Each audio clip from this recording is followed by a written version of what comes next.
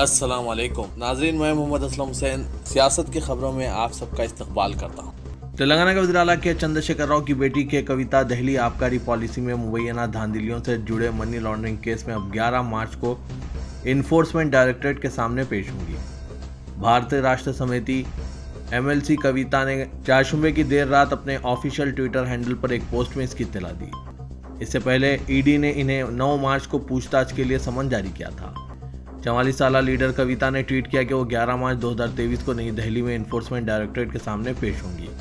انہوں نے کہا کہ پہلے سے وعدوں کی وجہ سے کئی پروگراموں کی منصوبہ بندی کر لی ہے۔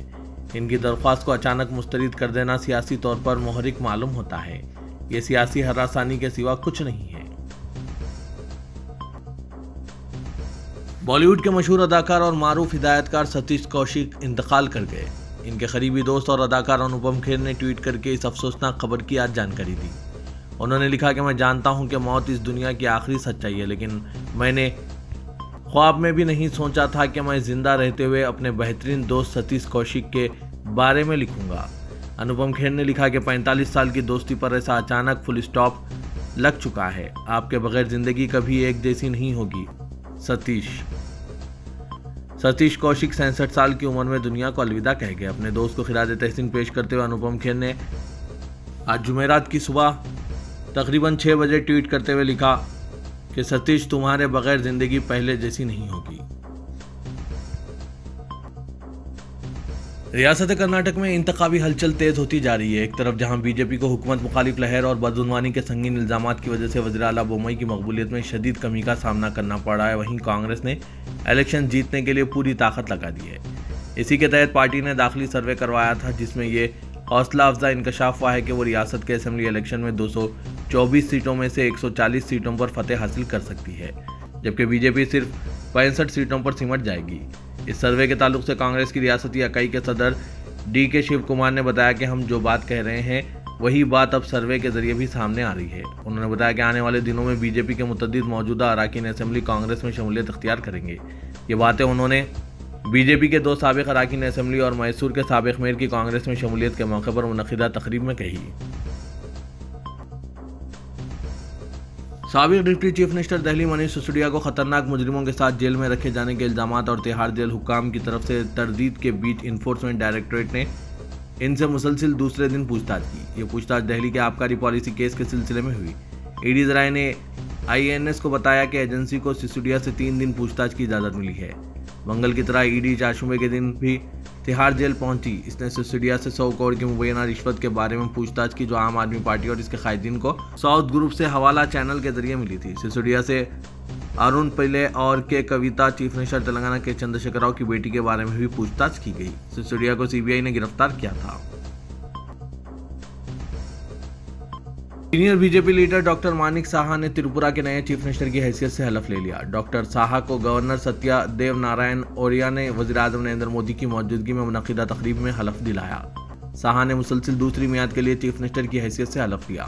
یہ تقریب اگرتلہ کے سوامی وویکانند میدان میں ہوئی، جس میں مرکزی وزیر داخلہ امت شاہ، BJP صدر JP نڈا، آسام کے چیف منسٹر ہمانتا بسوا شرما، منی پور کے chief minister brain Singh, Arunachal Pradesh کے چیف منسٹر پیما کھنڈوا، سکم کے چیف منسٹر پریم سنگھ، مرکزی مملکتی وزیر اور BJP کے راجیہ سبھا رکن ایسٹ تریپورہ حلقے کے رکن پارلیمنٹ رویتی تریپورہ اور دوسروں نے شرکت کی۔ 9 ارکان اسمبلی نے مانک ساہا کی کابینہ میں وزیر کی حیثیت سے حلف لیا۔ نیشنل پینتھرز پارٹی کے لیڈر اور سابق وزیر ہرش دیو سنگھ نے جموں کشمیر میں جمہوری حکومت اور ریاست کے درجے کی بحالی کے لیے سیاسی جماعتوں میں اتحاد کی ضرورت پر زور دیا۔ انہوں نے الزام لگایا کہ BJP پھوٹ ڈالو اور حکومت کرو پالیسی کے مطابق اپوزیشن کو توڑ رہی ہے، تاکہ مرکزی زیر انتظام علاقے میں اپنی سیاسی استعماریت برقرار رکھ سکے۔ سنگھ نے صحافیوں سے بات چیت کرتے ہوئے کہا کہ سابقہ ریاست جموں کشمیر کے عوام کے ساتھ انصاف کو یقینی بنانے کے لیے مشترکہ کوششوں کی ضرورت ہے۔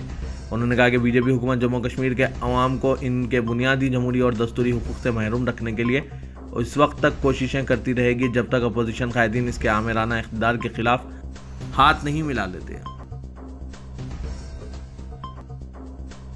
ہولی کے تہوار پر ملک میں کافی جوش و خروش دیکھا گیا۔ اس دن کو ڈرائی ڈے یعنی وہ دن قرار دیا گیا جس پر شراب کی فروخت پر پابندی عائد ہوتی ہے، اس لیے لوگوں نے پہلے ہی اس کا انتظام کر رکھا تھا۔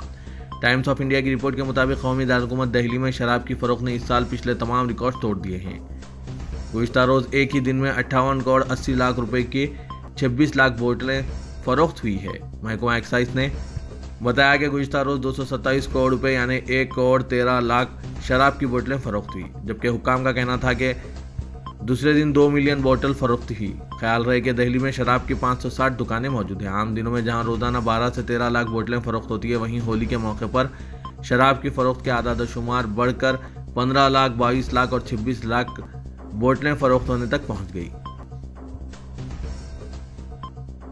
ملک میں سونے اور چاندی کی قیمت میں اچانک گراوٹ آئی ہے۔ HDFC سیکیورٹیز کے بموجب آج دارالحکومت دہلی میں سونے کی قیمت 615 روپے اور چاندی کی قیمت 2285 روپے کی گراوٹ میں آئی۔ قیمتوں میں اس گراوٹ سے 10 گرام سونا 55,710 روپے اور 1 کلو چاندی 62,025 روپے میں فروخت ہوئی۔ بین الاقوامی بازاروں میں 1 اونس سونا $1,814 اور 1 اونس چاندی $20 میں فروخت ہوئی۔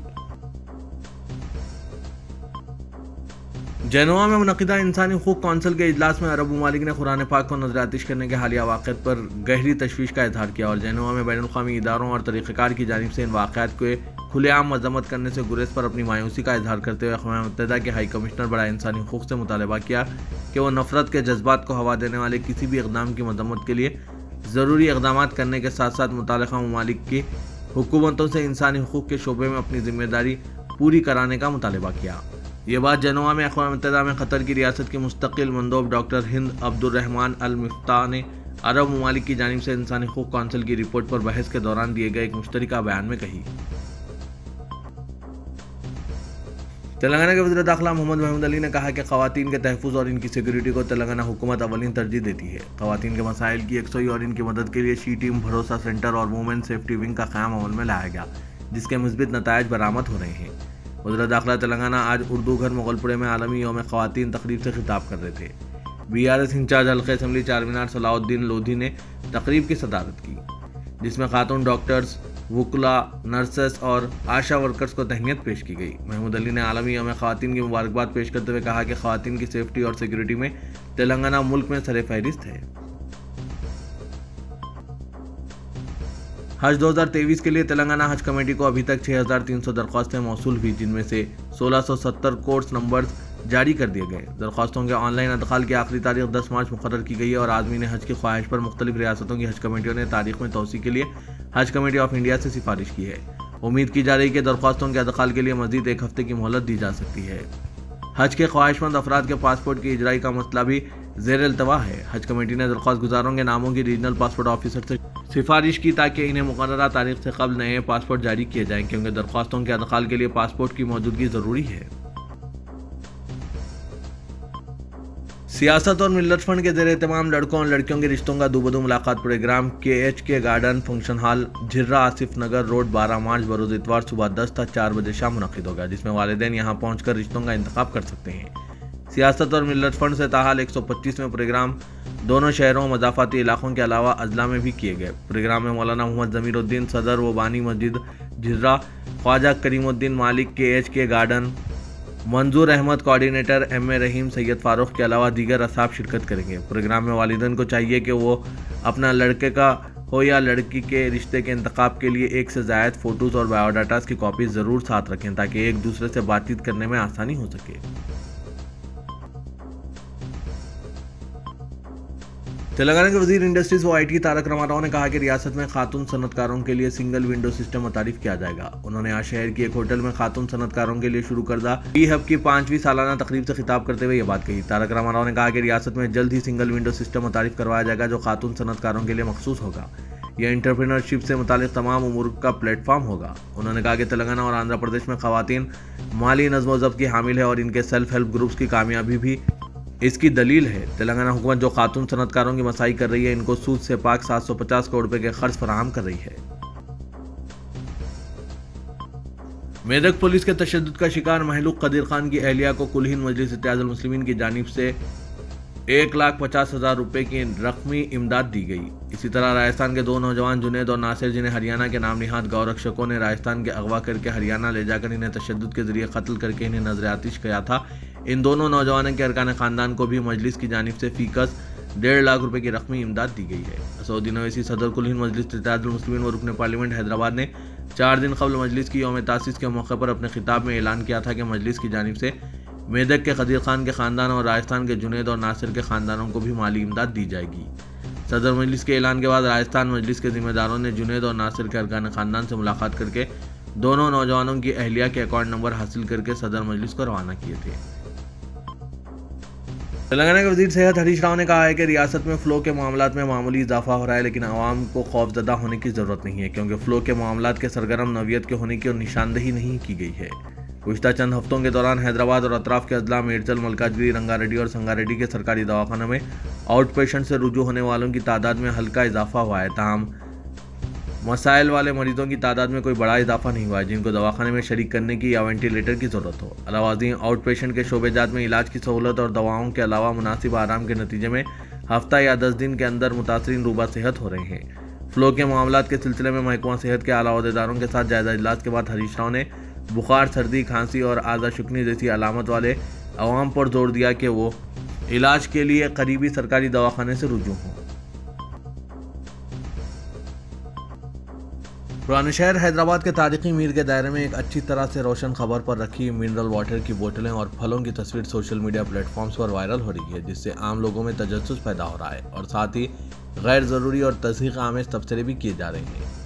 सियासत के एक रिपोर्टर ने तस्वीर की तस्दीक के बाद पता चला कि यह तस्वीर मंगल की शाम शब बरात के दौरान ली गई थी। यह तस्वीर दायरे मीर मोमिन पर ली गई थी, जिसे 16वीं सदी में हैदराबाद के बानी वज़ीर आज़म के नाम से मंसूब किया गया था, जो हैदराबाद के पुराने शहर में वाक़ सुल्तान शाही में है। तस्वीर में एक आदमी और एक बच्चे को एक कब्र के पास खड़े देखा गया, जिस पर मुख्तलिफ किस्म के फल साफ सुथरे रखे हुए हैं। दायरे मीर मोमिन की कब्र पर रखे फूल भी देखे जा सकते हैं। राब्ता करने पर दायरे मीर मोमिन कब्रिस्तान कमेटी के एक रुकन ने नाम जाहिर न करने की शर्त पर बताया कि खबर दरअसल ईरानी शिया बरादरी की है, जो तारीखी तौर पर हैदराबाद में आबाद है। इनके एक रिश्तेदार का इंतकाल हो गया था और इसे कब्रिस्तान में सुपुर्द खाक किया गया। हर साल घर वाले या रिश्तेदार आते हैं और ख़बर पर फल चढ़ाते हैं। नमाज और दीगर रसूमात के बाद वो गरीब लोगों में फल और पानी की बोतलें भी तकसीम करते हैं और चले जाते हैं। शिया बरादरी के एक और रहनुमा ने कहा कि यह चंद ख़ानदानों का रिवाज है। तमाम ख़बरों पर हमें बोतलें या फल नहीं मिलते हैं। ये पूरे कब्रिस्तान में सिर्फ 2 से 3 ख़बरों तक ही महदूद हैं, जहाँ 500 के करीब ख़बरें हैं।